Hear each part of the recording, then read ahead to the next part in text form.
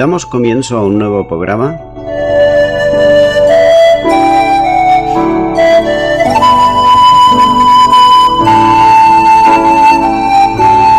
Servidores de Dios. Quien te habla es Manuel Cornejo.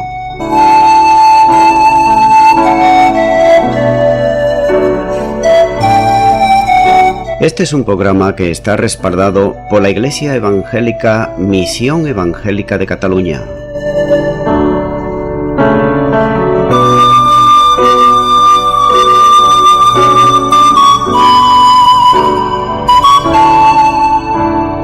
Estamos situados en la ciudad de Sabadell, en la avenida Matadepera número 239.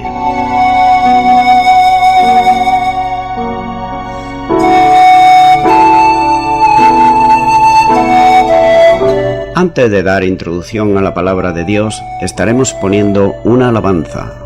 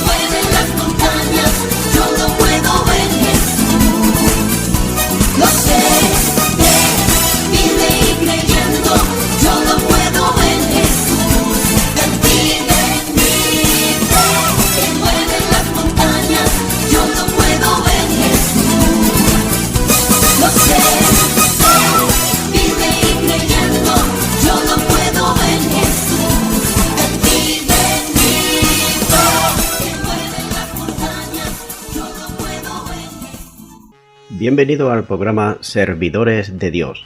En esta ocasión continúo con este versículo 32 de Hebreos capítulo 11, donde nos dice la palabra de Dios. ¿Y qué más digo? Porque el tiempo me faltaría contando de Gedeón, de Barak, de Sansón, de Jefet, de David, así como de Samuel y de los profetas. En el programa anterior estuve compartiendo el primero de los mencionados en este versículo, que es Gedeón, y ahora viene Barak, cuyo nombre significa rayo. En los tiempos de Barak, la opresión hacia Israel venía de los cananeos, como nos dice en Jueces capítulo 4 y versículo 1, donde dice: después de la muerte de Ahab, los hijos de Israel volvieron a hacer lo malo ante los ojos de Jehová. La causa de tal opresión venía principalmente del mismo pueblo de Israel, ya que en el libro de los Jueces nos muestra bien claro el abandono de Israel hacia su Dios, ese Dios que lo sacó de la esclavitud, ese Dios que le dio y le proveyó todo aquello que necesitaba, incluso le dio una tierra que él le había prometido, la tierra de Canaán. Y vemos que este pueblo se había olvidado de su Dios, de su mandato y de su precepto. Como nos dice Jueces 3:15, dice que Dios levantó un libertador para su pueblo, Ahab, pero tras la muerte de este, Israel se volvió a lo malo. El libro de Jueces es un libro que pareciera, como yo le llamo muchas veces, el libro de el ascensor, de subidas y bajadas. Subidas y bajadas de, en este caso, el pueblo de Israel, pero que también se puede aplicar individualmente a cada creyente, que puede haber incluso en sus vidas o en nuestras vidas puede haber subidas y bajadas. Y esto nos muestra bien claro lo necesario que es que en cualquier época y en cualquier lugar haya líderes en los gobiernos que tengan el temor de Dios. Por ejemplo, un gobierno ateo no se va a preocupar nunca, jamás, de las cosas espirituales de su pueblo, sino todo lo contrario. Por tanto, el rey cananeo se llamaba Jabín y coincide con el mismo nombre que Josué anteriormente había derrotado en la conquista de la tierra, es decir, de la tierra de Canaán. Josué 11:1 lleva por título Derrota de la alianza de Jabín, y dice así: cuando oyó esto Jabín, rey de Azor, envió mensajero a Jobat, rey de Madón, al rey de Sirón, el rey de Atsad. La capital del reino de Jabín había sido arrasada por el ejército de Israel, como nos dice Jueces 11:13, donde dice: pero a todas las ciudades que estaban sobre la colina no las quemó Israel, únicamente a Azor quemó Josué. Por tanto, Jacín se había reconstruido, así como su ejército, que tenía 900 carros errados, como nos dice Jueces 4:3. La opresión a Israel duraba ya nada más y nada menos que 20 años, como nos dice Jueces 4:4. Esto quiere decir que los hombres de Jabín, el rey cananeo, asaltaba y rodeaba a los que transitaban por los caminos, como había ocurrido en los tiempos de Sangar. Jueces 5:6 dice: en los días de Sangar, hijo de Anat, en los días de Jael, quedaron abandonados los caminos, y los que andaban por las sendas se apartaban por senderos torcidos. Es decir, que cualquiera que podía circular por un camino, pues podría ser fácilmente asaltado de día y mucho más de noche. Por tanto, el miedo era tal sobre Israel que estaba el general de los ejércitos de Israel, incluso había huido a la montaña. Podemos imaginarnos el miedo que sentían los ciudadanos cuando el propio general del ejército de Israel había huido y se había refugiado en las montañas. ¿Cómo debían de sentirse? En tales condiciones, el ejército gubernamental y judicial de Israel estaba en manos de una mujer que juzgaba a Israel, es decir, a Débora. Y esto nos muestra a nosotros también bien claro que cuando hay alguien que Dios ha puesto en un lugar y por diversas causas, pues siente miedo, se esconde y no quiere hacer aquello en lo cual Dios le ha asignado, pues Dios no se siente invalidado ni mucho menos. Dios puede escoger una mujer, como puede escoger un anciano, como puede escoger un niño. En este caso era Débora. Y Jueces 4:4 hasta el versículo 6 nos dice: gobernaba en aquel tiempo a Israel una mujer, Débora, profetisa, mujer de Lapidoth, y acostumbraba a sentarse bajo la palmera de Débora, entre Ramá y Betel, en el monte de Efraín, y los hijos de Israel salían a ella a juicio. Y ella envió a llamar a Barak, hijo de Abinoam, de Cedes, de Neftalí, y le dijo: ¿no te ha mandado Jehová, Dios de Israel, diciendo: ve, junta a tu gente en la montaña de Tabor, y toma contigo 10.000 hombres de la tribu de Neftalí y de la tribu de Zabulón? Para compartir sobre la fe de Barak, primeramente hemos de compartir también sobre esta mujer que estaba haciendo como de juez y estaba también ahí distribuyendo también y dirigiendo al pueblo de Israel como era Débora. Débora, esta mujer, fue el primer instrumento en las manos de Dios para traer la liberación a su pueblo de Israel. Débora, como nos dice el versículo 4, era profetisa, pero también era una mujer prudente y una mujer sabia, como dice el versículo 5. Pero su sabiduría provenía de un profundo conocimiento de Dios y de su palabra. En otras palabras, ese conocimiento y esa sabiduría venía de una comunión diaria con Dios y también del conocimiento de su palabra, de lo que Dios quería para su pueblo y para ella en primer lugar. Por tanto, no era de extrañar que tuviera gran discernimiento espiritual y que los hijos de Israel fuesen a consultarle a ella, como nos dice el versículo 6. Reconoce que Barak era el hombre indicado de parte de Dios para liderar el ejército de Israel y le hace buscar para que lleve a cabo esta misión. Ahora bien, pese a tener todo esto a su favor de Débora, el escritor no habla de ella, sino de Barak, que creyó a la palabra de la profetisa de Débora. Barak interpretó que aquellas palabras venían de parte de Dios, sencillamente, como nos dice Jueces 4, 6 hasta el 8. Y ella envió a llamar a Barak, hijo de Abinoam, de Sedes de Niftalí, y le dijo: ¿No te ha mandado Jehová, Dios de Israel, diciendo: ve, junta a tu gente en el monte de Tabot, y toma contigo 10,000 hombres de la tribu de Neftalí y de la tribu de Zabulón? Y yo atraeré hacia ti al arroyo de Sisón a Sisara, capitán del ejército de Jabín, con sus carros y su ejército, y lo entregaré en tus manos. Barak le respondió: si tú fueres conmigo, yo iré, pero si no fueres conmigo, no iré. La insistencia de Barak de mantener a Débora a su lado en la batalla contra Sisara puede ser considerado como una manifestación de fe de parte de Barak, ya que con esta demostración reconocía que Dios había hablado por medio de ella, de la profetisa, de Débora, y que él, por tanto, creía la palabra de Dios.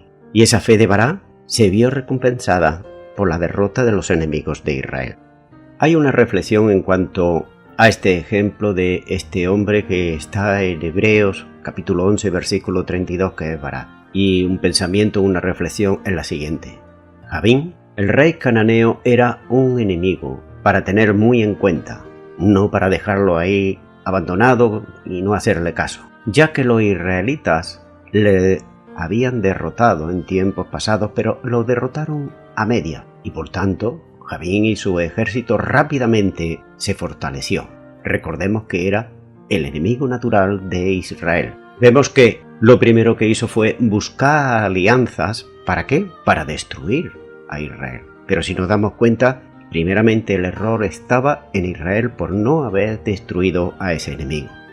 El enemigo del hombre y de la mujer es aquel que se interpone en los caminos de nuestra vida, y aquel enemigo natural de cada hombre y cada mujer, creas o no creas en Dios, es el diablo y es Satanás. Él es ladrón, él es mentiroso y él es homicida.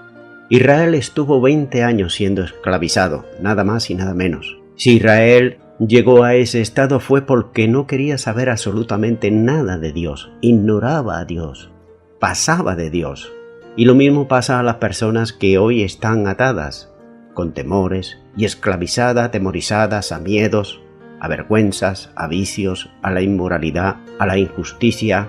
Todo esto forman parte de sus vidas, pero no se dan cuenta que si todo esto forma parte de sus vidas es porque Dios no forma, en primer lugar, parte de sus vidas en ellos, sino que tienen a Dios ahí abandonado exactamente igual que Israel. Solo cuando Israel buscó a Dios y trató por todos los medios de hacer su voluntad y se arrepintió, Dios usó en primer lugar, como he dicho, a esta mujer, a Débora, y a Barak, un libertador, para que fuesen de nuevo libres, su pueblo. Solo cuando el hombre clama a Dios, Él lo va a libertar, ya que para eso se humanizó en Cristo Jesús, para traer libertad al cautivo y libertad también a los oprimidos. Continúo ahora también con el mismo versículo 32 del capítulo 11, y ahora el siguiente ejemplo que nos viene es Sansón. Sansón significa pequeño sol, su nombre. El relato de este juez es uno de los más extensos del libro de los jueces, ya que abarca desde Jueces capítulo 13 versículo 24 hasta el capítulo 16 versículo 31. Desde el punto de vista humano, de cualquier persona humanamente, Sansón no podía considerarse como un ejemplo de fe, sino todo lo contrario, ya que su biografía está llena de desacatos a la voluntad de Dios, de rebeldía hacia la voluntad de Dios, por ejemplo, de fracasos personales y de prácticas pecaminosas en su vida, cosa que un hombre al cual Dios había escogido no debía ni aun siquiera pasarle por su mente. Pero a él no solamente le pasaba por su mente, sino que también lo practicaba.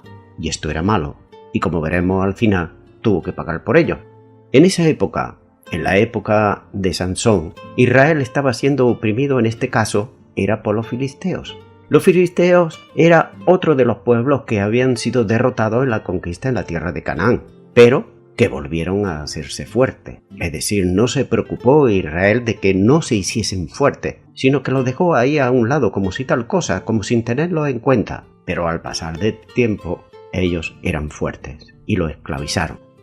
Nótese que el periodo de opresión de Israel fue nada más y nada menos que de 40 años. Se dice bien pronto, 40 años fue el pueblo de Israel oprimido por los filisteos. Jueces capítulo 13 y versículo 1 dice: Los hijos de Israel volvieron a hacer lo malo ante los ojos de Jehová, y Jehová lo entregó en manos de los filisteos por 40 años. Nótese, como he dicho al principio, el libro de los jueces parece como que sea un ascensor, subidas y bajadas. Antes fueron 20 años, ahora son 40 años. Dice que volvieron a hacer lo malo, y Jehová lo entregó, es decir, el Señor apartó su protección de ellos. Y cuando Dios aparta la protección de nuestras vidas, no puede ocurrir cualquier desastre, cualquier cosa. Recuerda que muchas veces, si no tenemos accidentes, si no sufrimos en nuestra vida muchas cosas, es porque la protección del invisible, del Dios Todopoderoso, está sobre nuestras vidas. Pero nosotros, cuando nos alejamos, cuando no queremos saber nada de Dios, Dios retira su protección. De ahí la palabra: y Jehová lo entregó en manos de los filisteos por 40 años. Es decir, los filisteos se habían hecho fuertes, eran los que estaban más cerca, pues fue los que dijeron: como estos ya ni tienen Dios ni tienen esperanza, pues ahora es la nuestra. Y así estuvieron 40 años. La madre de Sansón había sido una mujer que había sido estéril. Y no solo nació Sansón de una madre estéril. Vemos en los pasajes bíblicos también como la madre de Isaac, de José, de Samuel, de Juan el Bautista, también nacieron de madres que habían sido estériles. Pero por un acto milagroso de parte de Dios, fueron mujeres que concedieron y dieron a luz a estos varones. Muchos de ellos, antes de nacer incluso, lo dedicaron al Señor, en este caso la madre dedicado al Señor, como he dicho, incluso antes de su nacimiento. Jueces 3:5 dice: Pues he aquí que concebirás y darás a luz un hijo, y navaja no pasará sobre su cabeza, porque el niño será nazareo a Dios desde su nacimiento, y él comenzará a salvar a Israel de la mano de los filisteos. Por tanto, ya desde el vientre de su madre, Dios había destinado a Sansón para salvar a Israel de la mano de los filisteos. Pero Sansón mostró un profundo desprecio por la ley, por la palabra de Dios. Y lo primero que hizo Sansón fue casarse con una mujer filistea, es decir, con una mujer enemiga de su pueblo, ya que eran enemigos permanentes del pueblo de Dios. Vemos aquí, y nótese aquí estas palabras porque son dignas de tenerlas en cuenta. Y esto que le estaba pasando también a Sansón sigue pasando hoy en día también. Unirse en yugo desigual. Veamos. El versículo 1 del capítulo 14 al 3 dice: Descendió Sansón a Timná y vio en Tinat a una mujer de las hijas de los filisteos, y subió y lo declaró a sus padres, a su padre y a su madre, diciendo: Yo he visto a Timar una mujer de las hijas de los filisteos, os ruego que me la toméis por mujer. Y nótese las palabras de los padres. Y su padre y su madre le dijeron: No hay mujer entre las hijas de tus hermanos, es decir, de Israel, ni en todo nuestro pueblo, para que vayas tú a tomar mujer de los filisteos incircuncisos. Y Sansón respondió a su padre: Tómame esta por mujer, porque ella me agrada. Como he dicho, esto sigue pasando también en el día de hoy, donde hay mujeres y hombres que se unen en yugo desigual. Y ahí tenemos la palabra de Dios en el Nuevo Testamento que nos dice bien claro que qué comunión tiene las tinieblas con la luz o la luz con las tinieblas. Absolutamente ninguna. Pero muchas veces, igual que aquí como Sansón, se dejó llevar por la vista, por lo que le agradaba a él, pero no lo que le agradaba a Dios, luego vemos las consecuencias que venían. Y también estamos viendo en estos días como hay mujeres dentro de las iglesias y hombres que se dejan guiar por lo que le agrada, no por lo que Dios les dice que deben de hacer, sino por lo que le agrada a ellos. Se casan con mujeres, con hombres que no son creyentes, ni mucho menos. Aunque vayan a la iglesia, no han experimentado el nuevo nacimiento. Son personas que van porque les gusta y nada más, porque allí se sienten mejor que no estando en la calle. Allí saben que no le van a mentir y saben que las personas que hay allí no son como las que hay en la calle. Por tanto, vemos aquí que muchas veces estas personas que se casan, al principio todo va bien. Como se suele decir, esa luna de miel que duran unos meses, va bien. Pero cuando eso se pasa, aquel que no ha nacido de nuevo, aquel que no es creyente, aquel que anda en tinieblas, se quita la máscara y entonces le hace la vida imposible a la otra persona, sea hombre, sea mujer. Y más o menos vemos que aquí también a Sansón le pasó igual. Por tanto, como te digo, a Sansón le traían sin cuidado lo que a Dios le agradaba o no le agradaba, ya que el argumento que le dijo a sus padres fue «porque ella me agrada». Por otro lado, podemos apreciar que tampoco consideró el consejo de sus padres. Pese a esto, Dios usó los fracasos de Sansón para sus propósitos divinos, de manera que cada vez que los filisteos usaban estrategias para destruir a Sansón, las consecuencias eran graves, derrota para el pueblo filisteo. Sin embargo, el mayor fracaso de Sansón lo hallamos en Jueces capítulo 16. Tuvo una relación ilícita con una ramera. Nótese la gran importancia de este pecado. Un hombre que debía de estar consagrado a Dios. Recuerda, nosotros aquí en la tierra no estamos para juzgar, ni mucho menos. Pero sí, si Dios ha querido que estas palabras, inspiradas por el Espíritu Santo, sean escritas en su palabra en la Biblia, es para que sirvan de advertencia a nuestras vidas y para que nos pongamos en guardia y no seamos llevados por la carne como fue llevado Sansón. Jueces 16:1 dice: fue Sansón a casa y vio allá una mujer ramera y se llegó a ella. Él como si tal cosa no se daba cuenta. Y esto sucede cuando una persona anda en pecado continuo, que ya no sabe ni lo que está bien ni lo que está mal. Hace el pecado y no se da cuenta. Sigue como si tal cosa. ¿Por qué? Porque el pecado atonta. Deja a la persona adormecida, no se da cuenta ni siquiera. Puede decir una palabra, te alabo Dios, etc. Palabras aprendidas, pero por otro lado está pecando. Eso es lo que hace el pecado. Por tanto, vemos que más tarde, vemos también en este capítulo 16 con la famosa Dalila, que le costó nada más y nada menos, fíjate, aquel caprichito de Sansón, le costó la pérdida de los dos ojos, de la visión, ir a prisión. Y en prisión no estaba como están ahora, que están con televisión, con cama, con biblioteca, no. Trabajo forzado. Y pues si esto fuese poco, los filisteos se burlaban de él. Pero Jueces 16:21 dice: mas los filisteos le echaron mano y le sacaron, nótese, los ojos, y le llevaron a Gaza, y lo ataron en cadenas para que moliese en la cárcel. Ese fue el costo de Sansón. Ahora bien, ¿por qué está aquí en Hebreos 11:32 Sansón? La fe de Sansón se pone de manifiesto en dos áreas.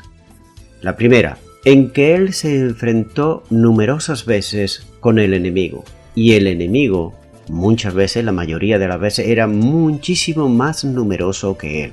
Muchas veces cuando se hace mención de Sansón, pues lo dibujan los dibujos y la fotografía y lo que tú quieras como una persona de 2 metros y pico, muy musculoso y tal. Pues pienso que no, que era una persona normal y corriente. Era un hombre normal y sencillo. Simplemente, como nos dice la palabra de Dios, cuando el Espíritu de Jehová venía sobre él, es cuando tenía esa fortaleza sobrenatural. Nadie esperaba eso. Por eso se quedaban todos con la boca abierta. Por eso cuando le veían andar por ahí decían: es un hombre normal, vamos a atraparlo, vamos a cogerlo. Pero el Espíritu Santo venía sobre él, ¿y quién era el que lo podía coger? Absolutamente nadie. Por tanto, vemos que muchas veces usaron estrategias y enemigos muchísimo más numerosos buscaban de matarle, buscaban su vida. Sin embargo, Sansón confiaba no en sus fuerzas, sino en las fuerzas que Dios le daba. Y Sansón sabía muy bien que ese poder venía de parte de Dios. Y eso es una demostración de la fe que él tenía. Sí, ya sé lo que me vaya a decir, que no es un ejemplo a seguir. Sí, de acuerdo, hizo pecados, hizo muchas cosas, pero confió en Dios, en que su fuerza venía de parte de Dios, en que dependía totalmente en Dios. En segundo lugar, vemos su arrepentimiento final, cuando prisionero recapacitó y lo pasó muy mal. Yo pienso que lo debe de haber pasado muy mal. Imagínate una persona ciega, una persona atada allí a la rueda de un molino, trabajo forzado, que a lo mejor estaban con un látigo, no lo dejaban descansar, y encima burlas. Él rápidamente se dio cuenta del error que cometió y se volvió a Dios en un acto de contrición de corazón. Por tanto, vemos aquí en Jueces 16:28 donde dice: entonces clamó Sansón a Jehová y dijo: Señor Jehová, acuérdate de mí, acuérdate ahora de mí y fortaléceme. Te ruego solamente esta vez, oh Dios, para que de una vez tome venganza de los filisteos por mis dos ojos. Nótese que está clamando aquí a Dios y está, como he dicho anteriormente, con un corazón contristo. Hay también aquí una reflexión, un pensamiento para nuestras vidas. ¿Sabes? No hay cosa peor que un ungido que no honre a Dios, que se burle de las cosas de Dios. Y eso lo podemos ver en el día de hoy, ¿eh? Eso lo podemos ver por televisión, eso lo podemos ver por el YouTube. Gente como tiran la chaqueta para que la gente se caiga, etcétera, etcétera. Cómo juegan con las cosas de Dios. El caso de Sansón no fue el único, ya que a través de la historia, hasta nuestro presente en los días de hoy, hallamos casos de ungido, entre comillas, que nos sorprenden. Ellos empezaron bien, quizás como Sansón. Mientras era joven, mientras era un adolescente, todo era bello, todo era precioso, hacía caso a sus padres, seguramente obedecía a la palabra de Dios, pero llegó un momento en que dejó de ser un adolescente y se convirtió ya en un hombre ya, hecho y derecho, como se suele decir, y entonces ahí olvidó a sus padres, olvidó a Dios y hacía su voluntad. Y esto también puede ocurrir, de aquellos que empiezan bien, pero llega un momento que no hacen la voluntad de Dios, sino que tratan de agradarse a sí mismos. Por tanto, vemos que pueden ocurrir tres cosas en la vida de un hombre, y cuando digo de un hombre estoy diciendo de una mujer. En algunos casos son las faldas, fueron tropiezo y pueden ser tropiezo como fue en el caso de Sansón. En otro caso puede ser la fama, el que lo alaben, en que lo suban, que le echen flores, en el egocentrismo, la fama. Y en otro caso puede ser la fortuna o el dinero. Son las tres Fs, que son faldas, fama y fortuna. Y esto el enemigo lo sabe muy bien, y el enemigo siempre va a utilizar estas tres áreas, si no es una otra y si no la otra, para hacer caer. Si no, la crítica, si no, la mentira. Pero algo, para aquellos que Dios lo ha escogido para llevar a cabo una misión, Él trata siempre de ponerle tropiezo. Pero el hombre, cuando aparta su mirada de Dios, es decir, cuando aparta su mirada, como nos dice Hebreos 12:2, cuando aparta su mirada de Jesús y no la tiene puesta ahí, es precisamente cuando el enemigo gana ventaja. Por tanto, hallamos aquí que, en cierta manera, Sansón fue sabio, porque él sabía que mientras estaba aquí en la tierra, era tiempo de arrepentimiento. Y él lo hizo. Se arrepintió delante de Dios con un corazón contristo y humillado, y le pidió al Señor, como dice, clamó Sansón a Jehová y le dijo: Señor Jehová, acuérdate ahora de mí. Hermano o hermana en la fe, si este es tu caso, si tú has caído, emula a Sansón y dile al Señor: acuérdate ahora de mí. Pero hazlo con un corazón contristo y humillado, como lo hizo Sansón, porque el Señor no te va a desechar, ni mucho menos cuando vengas arrepentido o arrepentida a Él. Continúo con el versículo 32 todavía. Hay otro personaje aquí que no habla de la fe y en este caso es Jefté. Significa abrirá o librará. Jueces 11:1 dice: Jefté, galaadita, era esforzado y valeroso. Era hijo de una mujer ramera y el padre de Jefté era de Galaad. Jefté era un hombre como nos muestra este capítulo 11 de Jueces. Era, dice, forzado, es decir, un hombre que no se asustaba, no huía del trabajo, Es decir, que cuando había que hacer algo, había que trabajar, había que hacer cualquier cosa que fuese forzada, no era de aquellos que se hacen los tontos. Y, ¡ay! Me he acordado, ahora tengo que hacer otra cosa, tengo que ir aquí, ahora vengo. No, este era de aquellos que se ponían los primeros, venga, donde hay que hacerlo, allí voy yo. Y además era valiente, es decir, que no se dejaba intimidar fácilmente por nadie, aunque le amenazaran de una o de otra manera. También nos dice la palabra de Dios que había nacido como consecuencia de un acto pecaminoso, ya que su madre era una ramera. Fíjate que no dice el nombre de la madre, pero veremos que tampoco dice el nombre del padre. Nótese que había nacido como consecuencia de un acto pecaminoso, ya que su madre era una ramera. Y esto, como vamos a ver más adelante en Deuteronomios 23:17, dice: no haya ramera entre las hijas de Israel, ni haya sodomita de entre los hijos de Israel. Queda aquí bien claro que esto era un pecado delante de Dios. Esto era un doble pecado. ¿Doble por qué? Era doble porque los hijos de Israel lo sabían que era pecado delante de Dios, pero ellos a sabiendas lo hacían. Y como nos muestra la palabra de Dios, que para aquel que sabe hacer lo bueno y no lo hace, le es pecado. Pero también nos dice Éxodo 20:14, está diciendo: no cometerás adulterio. El adulterio era pecado, ya que el padre de este hombre era un hombre casado, y también lo sabía, que no cometerás adulterio era un pecado, por también era un pecado doble. ¿Por qué? Porque lo sabía y lo hizo a conciencia. Más adelante nos dice en Jueces 11:2, pero la mujer de Galaad le dio hijos, los cuales, cuando crecieron, echaron fuera a Jefté, diciéndole: no heredarás en la casa de nuestro padre, porque eres hijo de otra mujer. Es decir, eres hijo de una ramera, vete ya. Lo que le está diciendo aquí, con buenas palabras, pero se lo está diciendo ahí.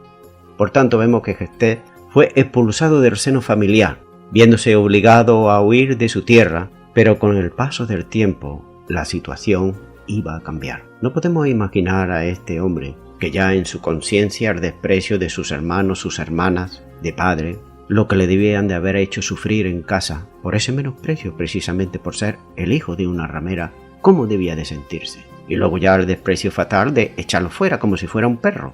Y él se vio obligado a buscarse la vida. Pero fíjate los acontecimientos y las cosas como cambian en la vida. Muchas veces hay personas que piensan que todo lo tienen resuelto en su vida. Y la vida, como se suele decir, da muchísimas vueltas. Y aquí el caso también de Jefté vemos que dio vueltas.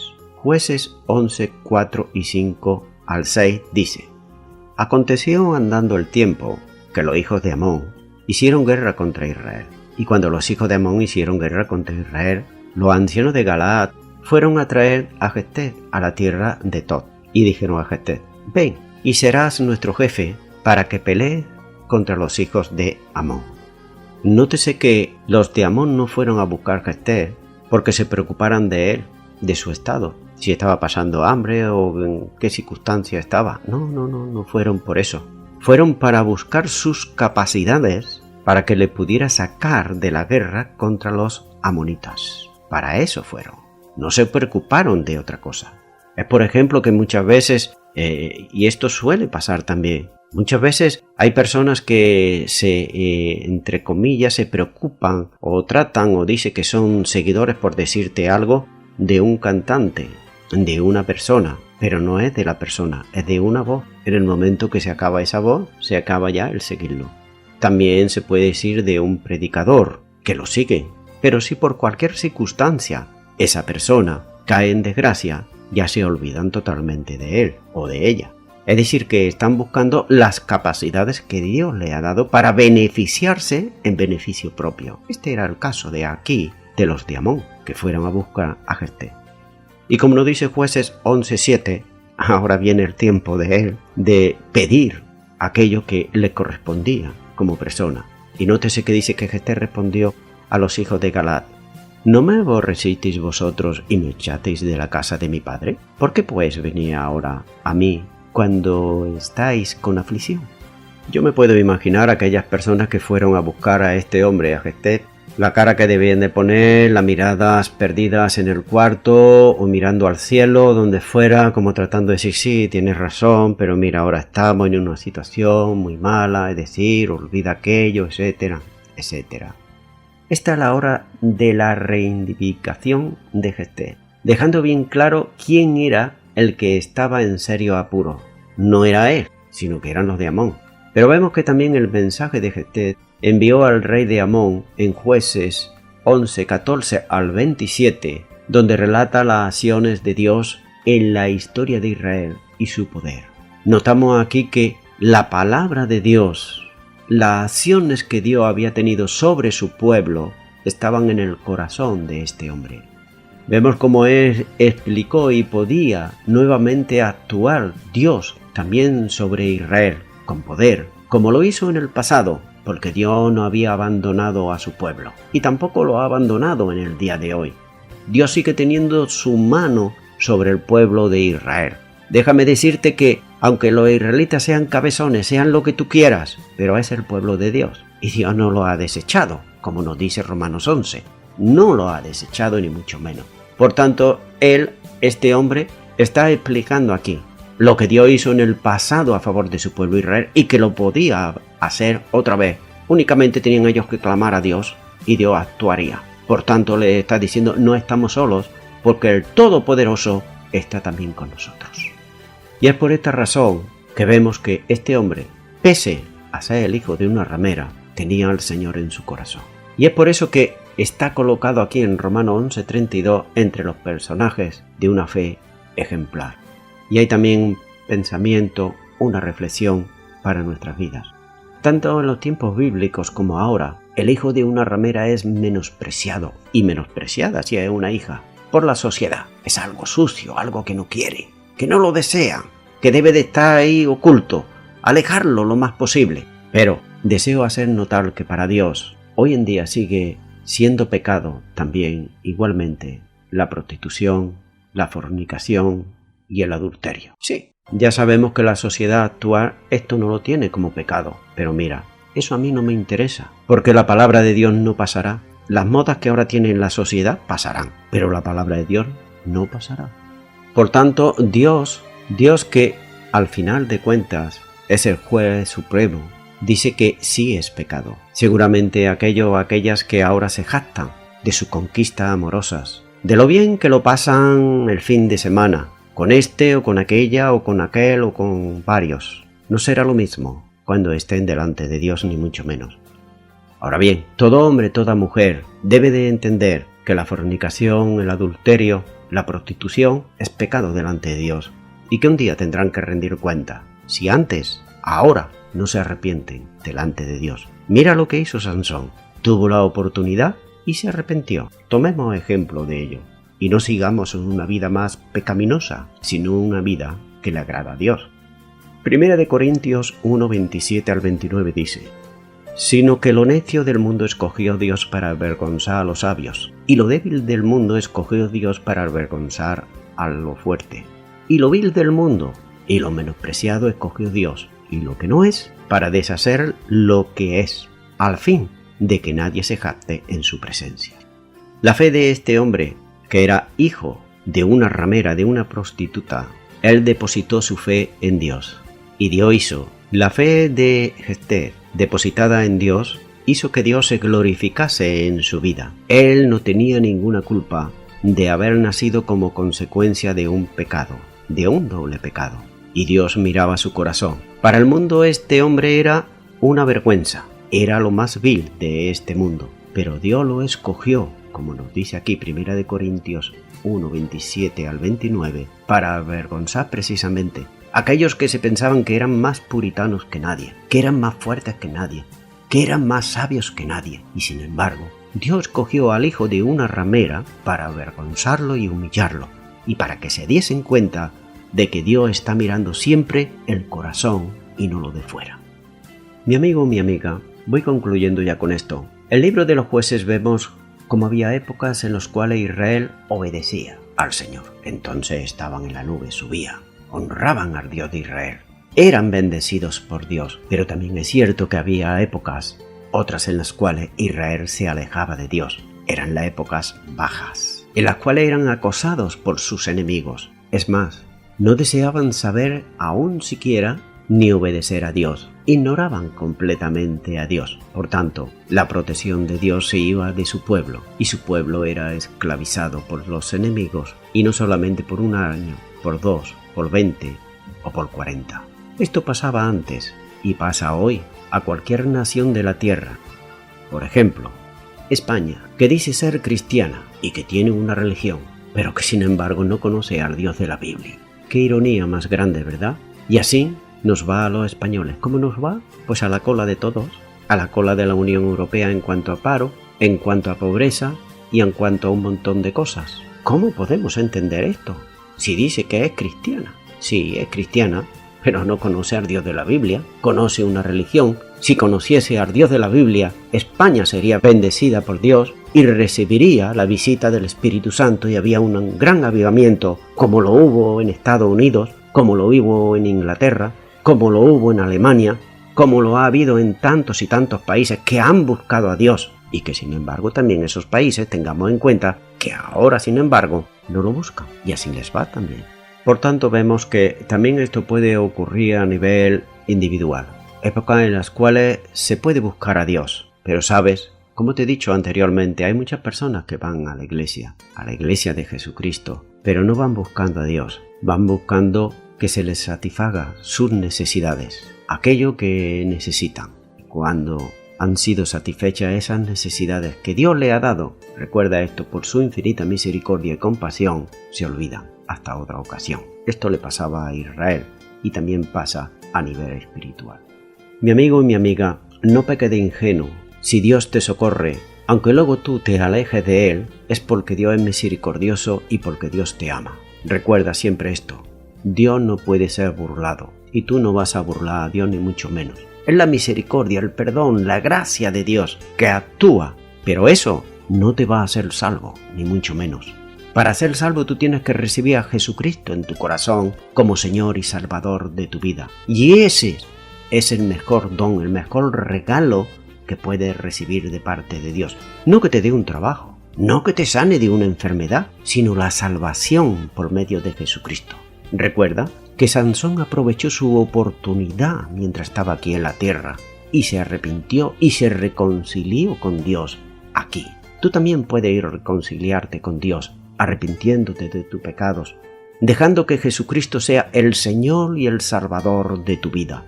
Y para eso, la mejor manera que puedes hacerlo es recibirle en tu corazón con un acto de fe, haciendo una oración. Si no sabes hacerla, pues yo te guío ahí, a donde tú estás, a que hagas una oración conmigo y repitas: Señor Jesús, te pido perdón por todos mis pecados, me arrepiento de ellos y te recibo en este momento como Señor y Salvador de mi vida. Sé que he pecado contra ti, sé que me he olvidado de ti y te he ignorado, pero en el día de hoy te recibo como Señor y Salvador, para no dejarte nunca más, para no olvidarme nunca más. Gracias te doy en el nombre de Jesús. Amén. Bien, amigo y amiga, si tú has hecho esta oración de todo tu corazón, pues empieza a caminar con el Señor. Empieza a tratar de agradarle a Dios. ¿Y cómo sabes tú que estás agradando a Dios? Pues simplemente por lo que Él dice en su palabra. Para eso es necesario que tú leas, estudies la palabra de Dios. Y la mejor manera que puedes estudiar la palabra de Dios, puedes ir a un seminario cristiano evangélico o a una iglesia cristiana evangélica donde se predique la palabra de Dios, donde se enseñe, y ahí podrás crecer espiritualmente. Y a toda la audiencia que me está escuchando también nuevamente, me estoy despidiendo de todos ustedes y será Dios mediante hasta el próximo programa. Que Dios os bendiga a todos.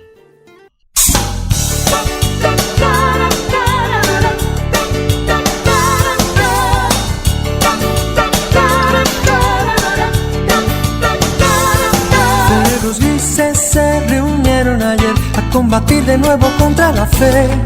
Han desterrado a Dios de su creación por no entender bien su forma de ser. Quien te ha engañado para hacerte creer que su existencia depende de tu parecer. Hoy no le has visto, hoy no le sientes, hoy te han herido otra vez. No es por vista, es por fe. No es un sentir, no es un placer, un compromiso hasta el final. papel.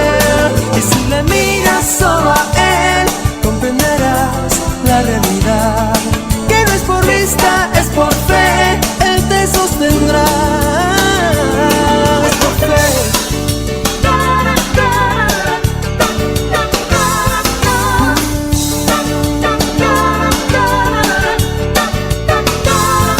Si levantase la cabeza otra vez nuestro pariente el hombre de Cromañón, haría señas por hacerse entender, para enseñarnos alguna lección.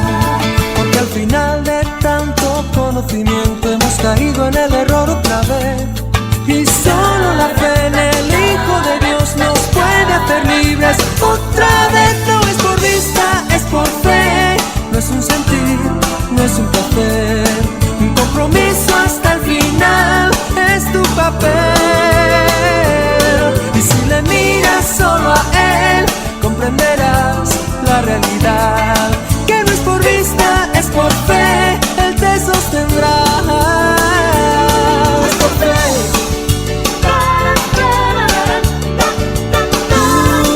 Es por fe.